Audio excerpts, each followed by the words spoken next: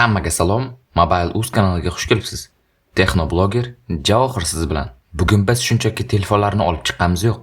Biz sizning pulingizni tejash va maksimal foyda qilishga yordam beramiz. Bozorni o'rganib chiqib, biz har xil byudjet va har xil ehtiyoj uchun mo'ljallangan 4 ta mutlaq chempion smartfonni tanladik. Har bir telefonning O'zbekiston bozoridagi aniq narxini aytamiz. Eng muhimi, like bosing, kanalimizga obuna bo'lishni unutmang va ayniqsa bizning Instagram sahifamizga ham obuna bo'lib qo'yishni unutmang.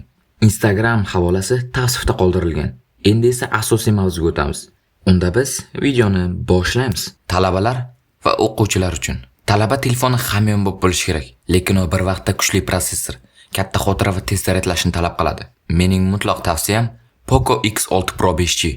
O'rtacha narxi taxminan 3.700.000 so'mdan 4.000.000 so'mgacha. Nega aynan Poco? Chunki Poconing ichida MediaTek Dimensity 8300 Ultra chipi turibdi.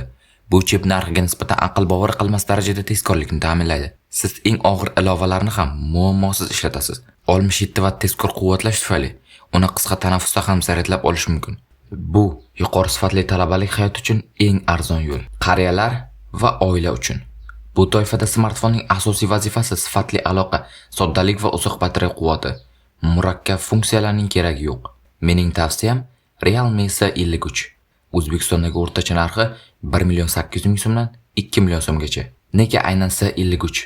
Uning yupqa dizayni va yirik 674 dyumli ekrani katta yoshdagi insonlar uchun yozuvlarni kattalashtirish imkonini beradi. Tizimi sodda va murakkab funksiyalar ortiqcha yuklanmagan.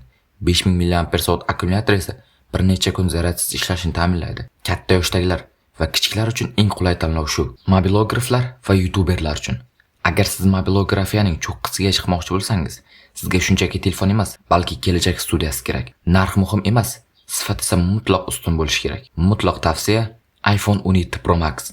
Narxi 17 yoki 30 million so'mgacha. Nega aynan iPhone 17 Pro Max? Bu yangi A19 Pro chipi, 48 megapiksel Fusion 3lik kamerasi va 8x optik zoom bilan jihozlangan. Bu xususiyatlar tungi video va past yorug'likdagi syomkalarda shovqinni minimal darajaga tushiradi. Sizga esa professional erkinlik beradi. Bu mobil video yaratishdagi eng yuqori standartdir.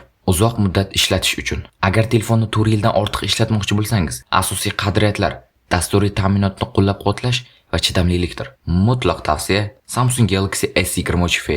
O'rtacha narxi 7.5 million so'mdan 8 million so'mgacha. Nega aynan S23 Fe? Bu model 4 yilgacha asosiy yangilanishni va 5 yil xavfsizlik yangilanishlarini olishni kafolatlaydi. Shuningdek, u IP68 chidamlilik darajasiga ega va hali ham zamonaviy flagman prosessorga tayanadi. Bu uzoq muddatli Android foydalanish uchun eng aqlli va ishonchli investitsiya. Mana do'stlar, biz barcha toifalar uchun eng mantiqiy va eng kuchli tanlovlarni ko'rib chiqdik. Unutmang, barcha narxlar taxmini bo'lib, bozordagi vaziyatga qarab o'zgarib turishi mumkin. Siz qaysi telefonni tanlagan bo'lardingiz? Fikrlaringizni izohlarda yozib qoldiring. Kanalimizga obuna bo'lishni va videoga like bosib qo'yishni unutmang. Va albatta tavsifda qoldirilgan havoladan bizning Instagramimizga obuna bo'lishni unutmang. Sizlar bilan Mobile.uz kanali bo'ldi. Ko'rishguncha, xayr.